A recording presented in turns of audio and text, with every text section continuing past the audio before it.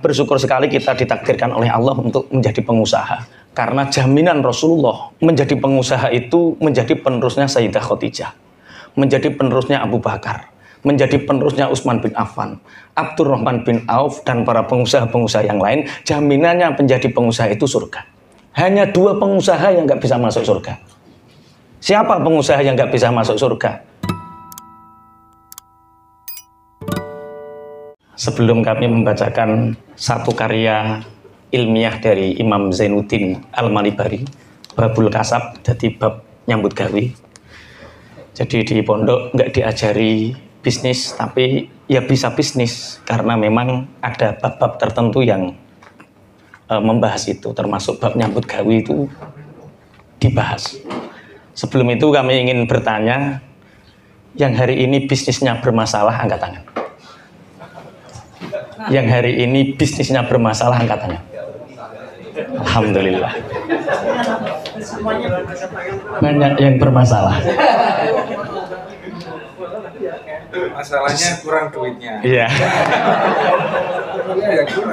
2 hari yang lalu saya tepat di pinggir kantor ini, kemudian jalan ke barat sebentar. Tiba-tiba mobil saya mogok, katanya ampernya nggak masuk. Setahu saya nggak ada indikasi apa-apa. Setahu saya nggak ada masalah apa-apa. 7 bulan, setiap bulan ganti, karena perjalanan 1 bulan paling sedikit 7.000 km. Tapi nggak ada indikasi apa-apa, nggak ada masalah apa-apa, tahu-tahu mogok. Setelah kami bawa ke bengkel, ternyata sensornya itu sudah mati sekitar 8 bulan. Sehingga sensornya kobong. Oh, ternyata ketika indikasi masalah tidak nyala, itu berarti sebenarnya sedang bermasalah. Hari ini yang bisnisnya, pangapunten, sedang merasa baik-baik saja, saya yakin bisnis Anda bermasalah. Yang tidak angkat tangan, itu yang bermasalah. Karena, iya, makanya di IBF itu diajari bagaimana cara ngerem, bagaimana cara ngegas, bagaimana cara nambah gigi, itu ada di dalam Business Mastery. Courage Formula ini sebenarnya semua sudah dipraktekkan bagi yang mempraktekkan. Yang tidak mempraktekkan sama. Babul Kasab, jadi sebagai mukadimah, bersyukur sekali kita ditakdirkan oleh Allah untuk menjadi pengusaha. Karena jaminan Rasulullah menjadi pengusaha itu menjadi penerusnya Sayyidah Khadijah, menjadi penerusnya Abu Bakar, menjadi penerusnya Utsman bin Affan, Abdurrahman bin Auf, dan para pengusaha-pengusaha yang lain. Jaminannya menjadi pengusaha itu surga. Hanya 2 pengusaha yang nggak bisa masuk surga. Siapa pengusaha yang nggak bisa masuk surga? Atau masuk surga mungkin belakangan. Siapa? 1 pengusaha yang menjadikan dirham dan dinar sebagai agama dan Tuhannya. Abdud danonir wal abdud darohim, budaknya dinar dan budaknya dirham 1. Yang kedua adalah pengusaha yang pelit, itu sulit masuk surga, atau masuk surga mungkin belakangan. Dalam beberapa hadis ini diriwayatkan akhraja Ahmad wa Tabrani an Abi Burdah Ibnu Dinar qala Rasulullah sallallahu alaihi wasallam afdalul kasab bay'un mabrurun wa amalur rajuli biyadihi. Sebaik-baik pekerjaan itu jual beli yang baik. Jual beli yang di situ tidak ada nipu, karena jual beli bisnis tidak berbicara tentang untung rugi, tentang kaya miskin, tapi jual beli berbicara tentang surga neraka, tentang halal dan haram. Dan ini kalau di IBF disebut karakter. Tidak sekedar web, tapi apa? Karakter. Baikun mabrur. Itu sebaik-baik pekerjaan. Ada anak yang diajari bisnis sulit, ya sudah. Kalau nggak bisa bisnis, itu amalur rajuli biyadi, cukup kerja, membuat sebuah karya. Kita menyebutnya yo bisnis jasa. Kemudian dalam hadis-hadis yang lain, janji-janjinya Rasulullah tentang pengusaha masuk surga itu gampang. Wa Ibnu Majah wal Hakim an Ibni Umar, Rasulullah dawuh, at-tajiru al-aminu as-saduqu al-muslimu ma'asyuhada'i yaumal qiyamah. Jadi pengusaha yang bisa dipercaya, yang jujur, yang muslim, itu besok di hari kiamat bersama orang-orang yang mati syahid. Gampang ya mlebu swarga ya. Jadi apa? Pengusaha. Sing apa? Jujur. Kok gak pate optimis sampean modelnya? Ketoke sering bodoh nih, ketoke. Sering bodoh nih. Yang paling sering bodoh nih saya itu penjahit, Pak. Yakin. Bukan penjahat, tapi penjahit. 3 hari lagi jadi seminggu. 12 hari lagi jadi 1 bulan. Itu bukan Mas Andi Hakim, bukan itu. Bukan. Maksud saya penjahit. Nah itu masalah. Ternyata untuk bersama dengan orang-orang yang mati syahid, syuhada itu mudah. Jadilah pedagang, pengusaha yang jujur, bisa dipercaya dan muslim. Sudah ma'as syuhada yaumil qiyamah. Apa ta ngene dadi wong jujur? Nggih. Saya tahun 2009 itu punya teman dari Qatar baru pulang. Dia punya kenalan Pak Haji, nawari saya itu teri. Jadi saya pernah jualan teri. Masya Allah, setiap dikasih teri itu 1 tepak. Sak tepak, ngerti tepak ya? Apa bahasa Indonesia nya tepak ya? Ya tikep. Karena saya ngobrol sama Pak Adi Lampung, IBF Lampung, teman-teman Lampung ini semua tak tebas, bingung deh, apa yang lah munggo deh tebas itu digorok. Lah saya itu maksud tak beli semua itu loh. Akhirnya nggak nyambung di Lampung, wes tebas itu digorok tak usah beda. Tebas mobil apa tepak itu pickup. Ya akhirnya suatu saat ya itu Pak Hajinya itu toko-toko sudah tak semayani semua. Saya telepon Pak Hajinya, kapan? Mas paling Rabu datang, itu hari Senin. Saya ngomong sama toko-toko Jumat karena ada waktu jeda 1 hari, mundur 1 hari. Oke, ternyata Rabu nggak datang, Kamis nggak datang. Akhirnya saya ke Mburno bawa rengkek sama uminya. Toko-toko yang sudah terlanjur pesan tak beli di Mburno, tak kasihkan toko-toko walaupun nggak dapat untung. Rugi 1000 nggak apa-apa. Yang penting mulut ini terjaga. Allah amin. Agar bisa bersama orang-orang yang mati syahid. Tapi pengusaha kata berat mengenai syuhada ini. untuk menjadi jujur wis. Nah, jadi bisnis tidak berbicara tentang untung rugi, tidak berbicara tentang kaya miskin, tidak berbicara tentang, tapi berbicara tentang surga neraka halal haram. Makanya derajatnya pengusaha itu luar biasa, ma'as syuhada yaumal qiyamah. Bahkan at-tajiru as-saduqu tahta dzillil arsy yaumal qiyamah. Rasulullah bersabda, pengusaha yang jujur ketika hari kiamat semua tidak ada naungan kecuali naungannya Allah. Pengusaha termasuk dapat 1 porsi jatah, dapat naungannya Allah. Ayo, penak ta ya? Kok gak pada optimis tuh sama? Sing iki ngekei semangat tuh. Karakternya iki piye karakternya? Kita kan sudah optimis, pengusaha IBF itu ya harus jujur karakternya. Bismillahirrahmanirrahim. Tapi dalam hadis yang lain yang dikeluarkan oleh At-Tabrani Anil Miqdad, idza kana fi akhir zaman la budda linnasi fiha minad darahim wad dananir yuqimu ar-rajulu biha dinahu wa dunyahu. Keniscayaan di akhir zaman, kata Rasulullah, nanti para pengusaha-pengusaha itu akan menjadikan dinar, dirham sebagai agama dan dunianya. Menjadikan pemimpin tergantung seberapa banyak dinar dan dirhamnya. Pokoknya sing ngekei duit akeh, jokuwi jagoku. Pengusaha, pokoknya sing menguntungkan aku, yaitu sing tak dadekno pemimpin. Yang menguntungkan dia nggak pernah mikir agama, dia nggak pernah mikir bangsa. Yang dipikir apa yang menguntungkan dia, itu pengusaha di akhir zaman. Lah ini yang sulit masuk surga. Kok tambah pucet toh Pak sampean? Ngekei semangat kok pucet. Jadi 2, hambanya dinar, hambanya dirham, dan orang yang pelit. Pengusaha yang pelit. IBF mematok 10% itu ukuran kikir. Apakah itu khilafus syar'i? Berbeda dengan agama yang 2,5% ukuran kikir? Tidak. Karena IBF menanamkan bahwa tidak ada orang yang miskin sebab sedekah. Tapi sedekah juga pakai aturan main. Di IBF tidak diajarkan sedekah brutal, tidak. Di IBF diajarkan income, saving, investasi, simplicity. Loh aku lo hafal, sampean lo hafal bahwa ora. Gitu. Disingkat ISIS, income, saving, investasi, simplicity. ISIS. Nggih. Untuk sedekah berapa? 10%. Karena 10% bagi orang-orang IBF itu ya iya, itu ukuran kikir Mas Yan. Belum hebat-hebat nemen. Ukuran IIBF itu yang digalakkan wakaf produktif. Pak Muhadi 68 cabang laskar buah, 1 untuk pondok pesantren. 100% loh. Loh itu enggak lagi 10%. Wakaf produktif ditanamkan. Wis mulai tiarap, bahas duit mulai tiarap ngomong. Mulai ngene wis dering. Makanya tobat yang paling akhir diterima itu tobatnya orang pelit. Ayo, kalau syirik itu sekali dia baca syahadat langsung Islam loh. 70 tahun dia syirik, 70 tahun dia kafir, syahadat langsung diterima enggak? Langsung diterima. Tapi kikir, pelit itu mati baru tahu dia kikir, Pak. Ini makanya sulit, Pak. Loh, dulu Mas Odik di Silatnas pernah tak ceritakan.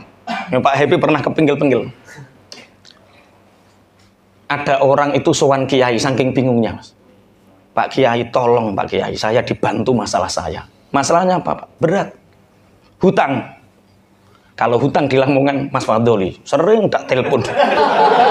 Masa wong Lamongan kok ning Bojonegoro mau ngerebuk utang. Mas Fadoli saja. Kalau Bojonegoro Pak Bing.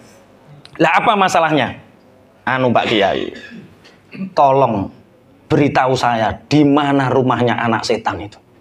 Lu kenapa Mas kok cari rumahnya anak setan?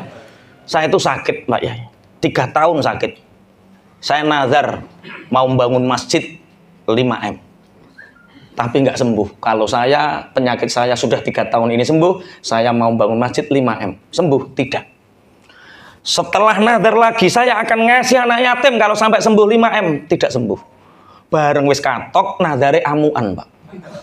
Pokoknya nek ngeraku waras, aku pokoknya arep sedekah ning gone anake setan. Waras, Pak. Bareng waras bingung neng ndi nek goleki anake setan. Oh, gampang kata Pak Kiai. Ayat Al-Qur'an itu sudah jelas. Semua yang terjadi di dunia ini pasti di Al-Qur'an dan As-Sunnah pasti dijelaskan. Innamal khamru wal maisir wal ansabu wal azlamu rijsum min amali syaitan. Cari 3 orang. 1, syaribul khamri, orang-orang yang meminum minuman keras. 2, cari pelacur. 3, cari orang pelit. Jadi orang pelit itu termasuk anake setan. Iki sing duwi lho ya wonge kuwi lah. Nek gak wani ndangak ya kuwi. Nanti sudah kena mental dia. 1, siapa Kiai? Langsung cari bawa uang 5M. Yang belum tahu jangan bayangkan 5M itu seberapa banyak.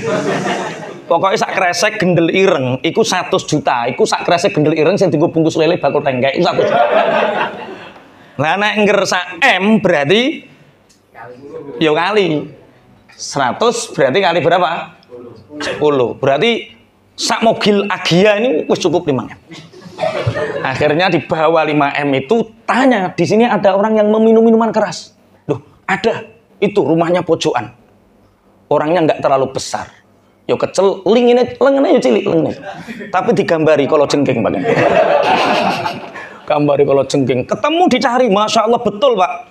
Ternyata badannya kurus, lengennya gambar kalau jengking, rambutnya rotok dikuncir cilik, Masya Allah.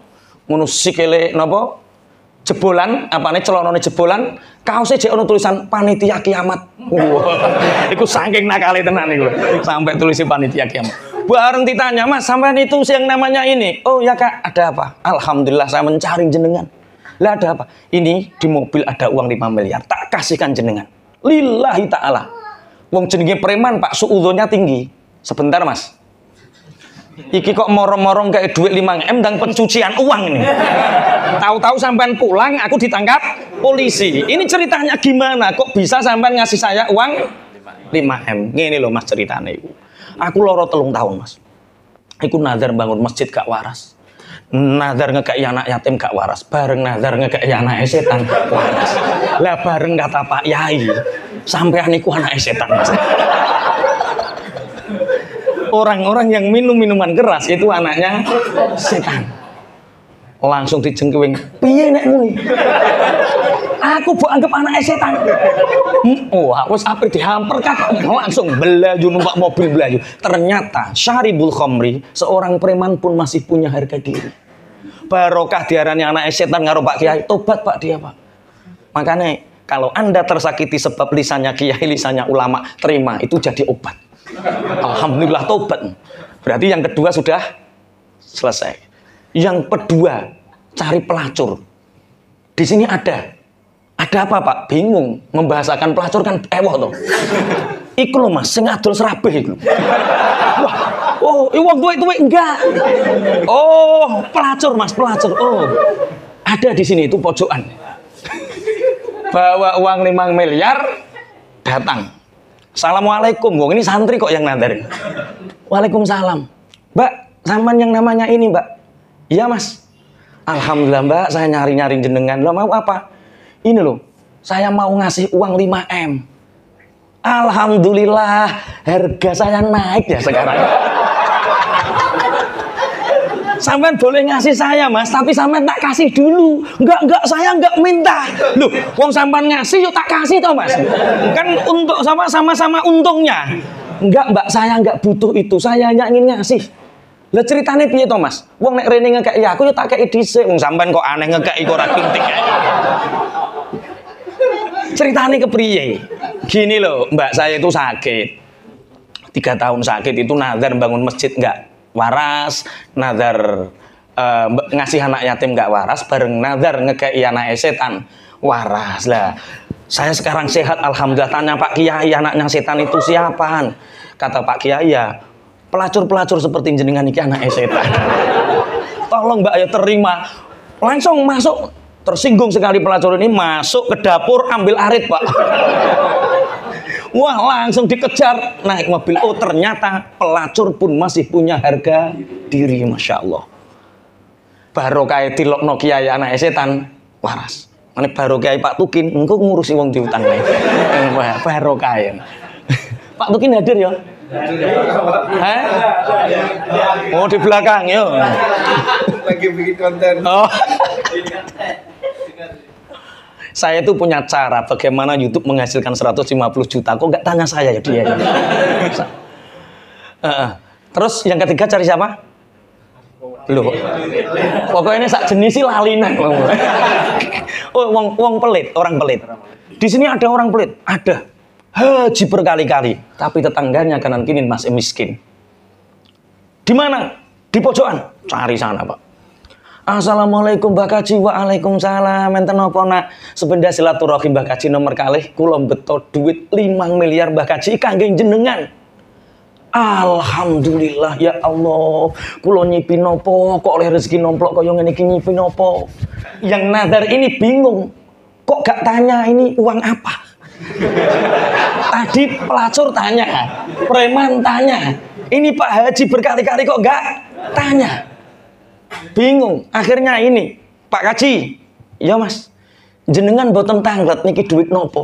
Ya Allah Mas, aku nek roh duit ki lali kabeh. Lali kabeh aku nek roh duit ku ya Allah, ya Allah. Gini loh Pak Kaji, saya itu sakit Pak Kaji. 3 tahun saya nazar bangun masjid gak sembuh, nazar ngasih anak yatim gak sembuh, bareng nazar ngasih anaknya setan sembuh. Lah kata Pak Kiai, termasuk anaknya setan itu orang-orang pelit kados jeneng. Atau apa kata Pak Kaji yang pelit ini? Gak popo Mas. Aku mbok darani anake setan ora apa-apa. Bapake setan yo ora apa-apa. Mbane setan yo ora apa-apa, buyute setan ora apa-apa. Sing penting duwite gorene. Ternyata orang pelit itu enggak punya harga diri. Konangane nek wis mati. Makanya di IBF itu 10% Rage formula membangun kekayaan yang pertama adalah kalau kita dapat uang gaji pertama, Anda mikirkan apa? Wis bar diulang langsung ngiling deh. Kemarin mikir apa? Dapat gaji, seret, apa yang dipikir? Oh, susune anak. Oh, iki untuk wah, coba dilatih mulai hari ini. Tapi kan kebutuhan kula tasik kathah, Pak. Sampai nek ape sedekah mikir kebutuhan sampai matek ra ngarep sedekah. Yakin sampai mati ra ngarah sedekah. Wis tak lanjut no gitu sampai wis. Jadi ada dua pengusaha yang nggak bisa masuk surga. Siapa? Yang menjadikan dinar dan dirham sebagai tuhannya. Yang kedua, pengusaha yang pelit, kikir. Pengusaha yang kikir ini hidupnya sempit, bojone cerewet, rambutnya brodoli. Tenang, Mbak. Karena apa? Ngempet pengin apa-apa, ngempet. Anak orang nurut perkara yang ngoten, tidak ada hubungan yang baik. Kalau nggak percaya, buktikan. Jadilah pengusaha yang kikir. Apa yang terjadi? Anda nggak semakin kaya. Uang Anda, penghasilan Anda, saving Anda akan habis untuk membiayai kehidupan Anda. Karena orang, makanya Mas Otik tadi berkelimpahan, bukan kekayaan. Kalau kaya kan jumlah, 10, 100 itu kaya, jumlah. Nilainya uang. Tapi kalau wet, keberlimpahan, itu lapang dan sempit. Bukan kaya miskin, tapi lapang dan sempit. Banyak pengusaha IBF, malah IBF itu 14 tahun, mulai 2011. 13 tahun. Wes gampangane melok 9 tahun ae ya pisan. Ana wong melu IBF wis 9 tahun. Yo ngono gak pancet-pancet. Loh, kelihatannya seperti itu. Tapi yang berubah adalah kehidupannya. Yang berubah adalah keberlimpahannya. Guyune sampean niku, Pak, dicuri 3 M lho ora iso, Pak. Saya punya temen, punya uang 3 M di tabungan, gak iso guyu Pak Yusuf. Nyaprut ae harus nyaprut. Iki kan berlimpah kabeh to iki. Oh iya wis berlimpah kabeh. Bismillahirrahmanirrahim. Tak lanjutkan. Jadi ternyata pengusaha itu mudah masuk surga. Perbandingannya kenapa? Sampai at-tajiru as-saduqa al-muslimu ma'asyuhada yaumal qiyamah. Logikanya seperti ini. Logikanya seperti ini. Di sini yang paling miskin aku kok gak penak nyebut ya. Wis gampangane ogak ning kene mosok pengusaha IBF miskin. Sing wong penggawean paling elek UMR berapa satu? 2 juta. Oke, 2 juta. 2 juta itu cara sedekahnya 10% berarti 200.000. Oke, 1 bulan 200.000. 1 bulan 200.000 sama pajaknya Pak Muhadi. Pajirune telu. Pajaknya Pak Muhadi. Pajirune telu misalnya. Pajiru telu iku pajiru 1 tahun pajaknya berapa? 8. Hah? 8. Sing 6 iku wis kawak, Pak. Sampai itu pajirune wis kawak. 8 ki lho, sing 8 ki lho. Wis mulai ganti kawak itu 2005 iku. Ya 8. Berarti 8 kali telu berarti 24 juta. Sak medit-medite Pak Muhadi iku punya andil besar bangun negara 24 juta. Paham maksudnya? Terus sing luman, dekmu wis luman lho. Gajine 2 juta, sedekahe 200. Luman to? 200 ping 12 piro? 2.400.000 dibandingkan 24 juta. 10 kali lipat. Padahal medite, Pak. Medite wong sugih iku jek luwih berkontribusi tinimbang lumane wong sing ora sugih. Paham maksudnya? Paham to ora? Mulane gampang, sing penting aja nyembah dinar dirham, sing penting aja medhit. Wis, sak medhit-medhite lho jek kontribusi akeh. Bismillahirrahmanirrahim. Wis tak lanjut. Bismillahirrahmanirrahim. Wal Baihaqi an Mu'ad, diceritakan dari Imam Baihaqi dari Mu'ad bin Jabal. Ana atyabal kasbi kasbut tujar. Sebaik-baik pekerjaan itu adalah pekerjaannya para pengusaha. Alladzina idza hadatsu lam yakdzibu. Ketika dia bicara, dia tidak pernah berbohong. Orang investasi bodong ya. Wa idza tuminu lam yakhunu. Ketika dia dipercaya, pengusaha itu tidak pernah menciderainya. Pro ketemu pro, non pro yo ketemu non pro, sesuai dengan amal dan perbuatan. Hari ini ada yang kerjasama dengan teman, kemudian ditipu, uangnya dibawa ada? Oh banyak. Ada yang belum pernah ketipu? Angkat tangan yang belum pernah ketipu sama sekali. Oh 1, Pak Yudi. Padahal aku maca iku syarat rukune sugih iku ketipu dhisik Pak Yudi. Sampeyan kok ora tau ketipu ki. Wah, apik. Apik tenan Pak Yudi. Saking banyak nolong orang. Lho, sekelas beliau lho. Nyeret mobil kula, Pak. Udan-udan, Masya Allah, Kaji Yudi. Oh, dudu Covid loh, dudu Kaji Yudi. Ya Allah, Masya Allah.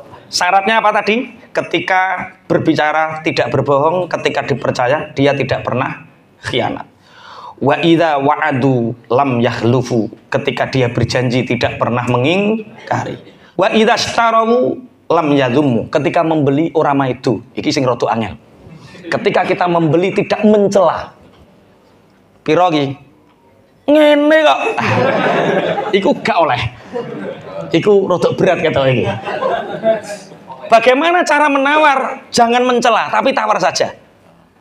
Menunjukkan kelemahan boleh. Karena Rasulullah juga pernah, loh ini kok kurma ini basah, dijual dengan harga kering. Boleh menunjukkan seperti itu. Tapi jangan mencela. Oke. Ketika dia membeli, tidak mencela. Wa idza ba'u lam yadurru. Ketika dia menjual, dia tidak membanget-bangetkan ngelem. Mobil iki srit. Mobil iki srit. Saya pertama beli mobil tahun 2010 sama orang Sumberjo. Saya nggak bisa nyetir. Saat itu punya uang 17 juta, tabungannya 25. Pingin beli mobil 17 juta karena 3 hari 3 malam saya keluar 3 hari 3 malam udanan terus. Istri saya mengatakan itu message pesan dari Allah, saatnya beli mobil. Engkau mulai kok kudanan. Oh, baru 1 kali belum. Tunggu 3 hari berturut-turut kudanan. Tapi uang tabungan kita 25 juta mi. Ya wis beli yang 17 juta. Jenenge wong tau loro watuk, tau loro panas sak wayah-wayah wong kudu duwe tabungan. Oke. Ketemu sama penjual mobilnya. Saya punya teman namanya Mas Darmaji. Ini yang bisa nyetir, yang menemukan saya dengan penjualnya. Mas Darmaji nyetir, saya didekati sama orang yang punya mobil. Karena saya saat itu masih pengantin baru, di rumah baru 3 tahun, jadi belum pernah ketemu sama penipu. Di pondok orang baik, ketemu di rumah sama kiai sama santri, orang-orang baik. Ini ketemu. Sampai entah Mas ngapain tuku mobil? Nggih, Pak. Lah pokoknya butuh kuwi ku kena tak gawe ning Tuban, kena tak gawe ning Ponorogo, kena tak gawe ning Surabaya. Wah Mas, iki srit. Wes toh ayo ning Ponorogo, ning Tuban mobil iki ora ngarah mogok, srit. Masya Allah. Ya wes, langsung uang tak serahkan, Mas. Buaring sing driver teko. Dibesiki. Mas, ojo dituku dhisik, barangnya elek. Lah duit wis tak enak. Aduh. Ya wis, tapi saya pantang untuk mencabut. Bareng itu langsung tak bawa pulang, tak bawa ke bengkel. Pokoknya butuhku iki didandani street engko teko Ponorogo. Bareng jam 11 siang tak serahkan ke bengkel, jam 4:30 saya ditelepon. Nek ngeluk kula wis Ustaz, soalnya ngerti. Ustaz, sing didandani apane Ustaz? Nggih mobile to. Lah wong mobil kuwi atom kabeh. Kuwi ngono guantenan kabeh, mbok nggo mlaku 10 kilo wis mesti rusak. Balekno. Gak apa-apa yo.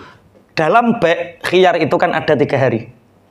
Akhirnya tak telepon orangnya, Pak ini kan belum 3 hari, masih 1 hari. Itu pun tadi saya beli, sore tak telepon. Kasih kerugian 2 juta untuk uang saya. Jadi kembalikan 15 juta saja, mobilnya bawa. Apa kata teman yang jual ini? Duitnya wis kadung entek Mas.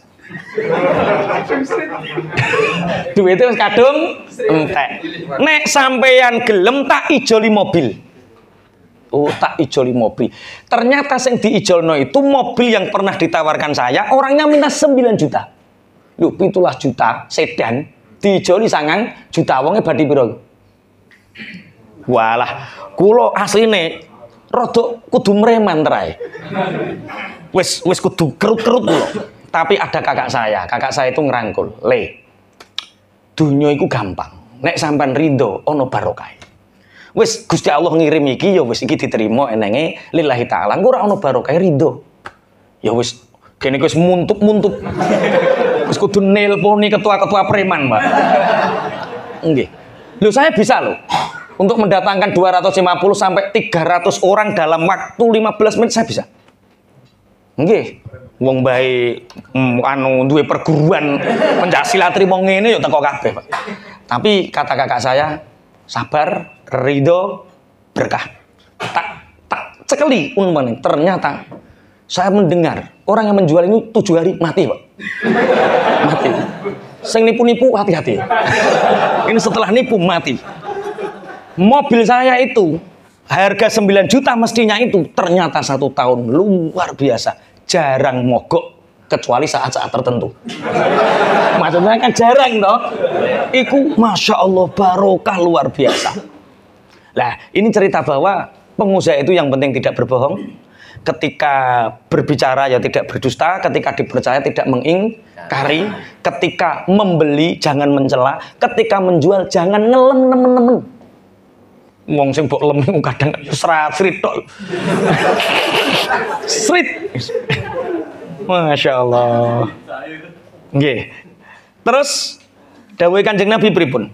Wa idza kana alaihim lam yamtulu wa idza kana lahum lam ya'suru. Ketika kita ada sesuatu yang bermasalah dengan kita, selesaikan segera, jangan ditunda. Misal hubungan bisnis yang salah kita, yang bermasalah kita, jangan tunda-tunda, langsung temui. Kalau yang bermasalah orangnya, permudah. Misalnya duit sampean digawa wong, urusannya uang kita dibawa orang, maka orang ini kasih kelonggaran, mudahkan. Tapi kalau uang orang yang kita bawa, segera, jangan ditunda. Ini gampang ya toh ya, gampang. Kemarin ada yang telepon, Pak Kiai minta ijazah. Ijazah nopo Mas? Ijazah piye carane duitku ning gone wong iso balik.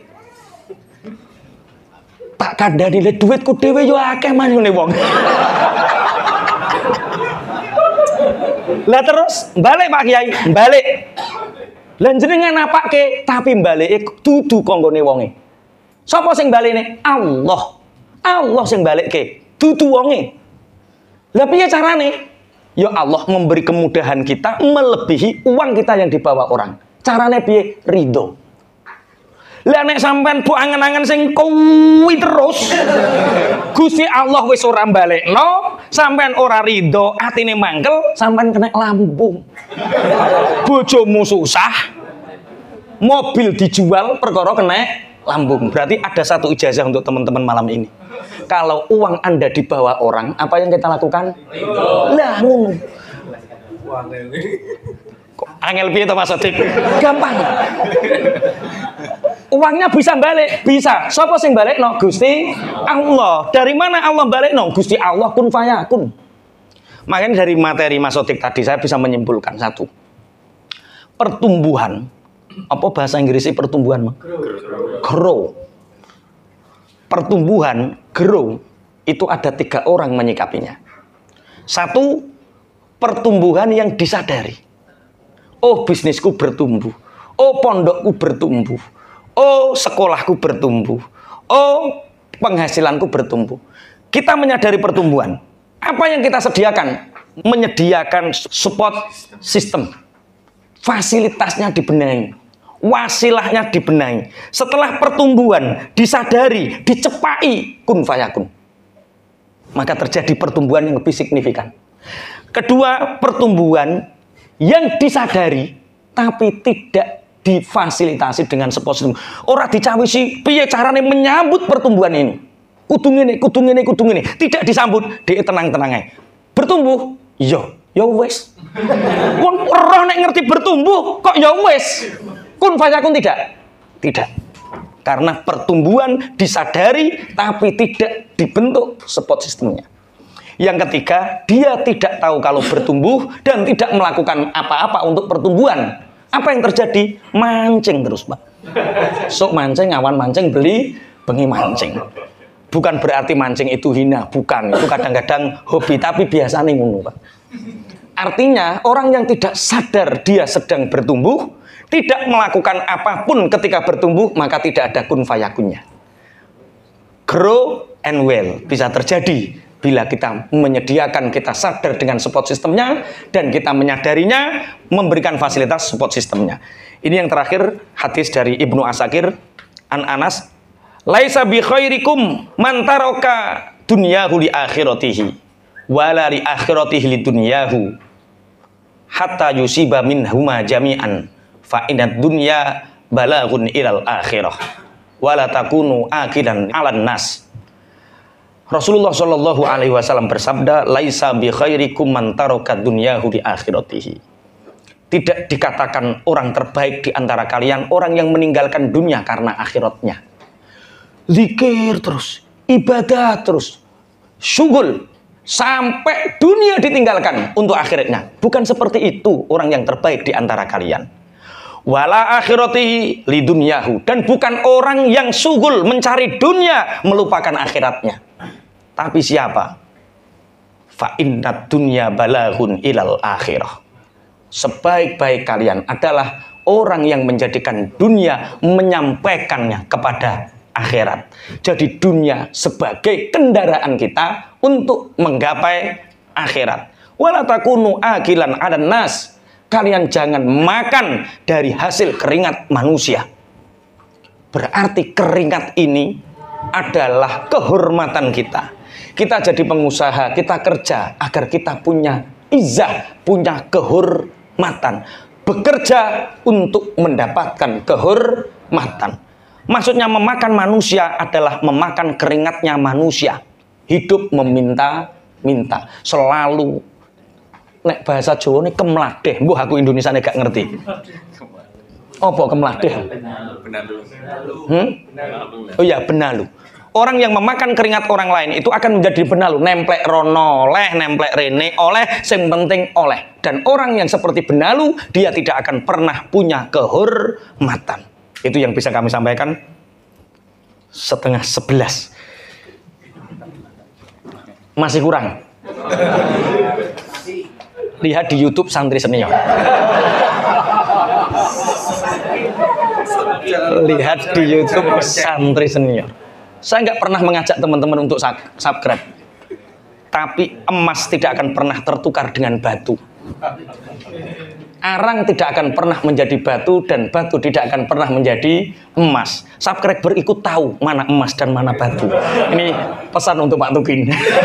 Dari kami cukup. Ihdinas siratal mustaqim. Assalamualaikum warahmatullahi wabarakatuh. Alhamdulillah.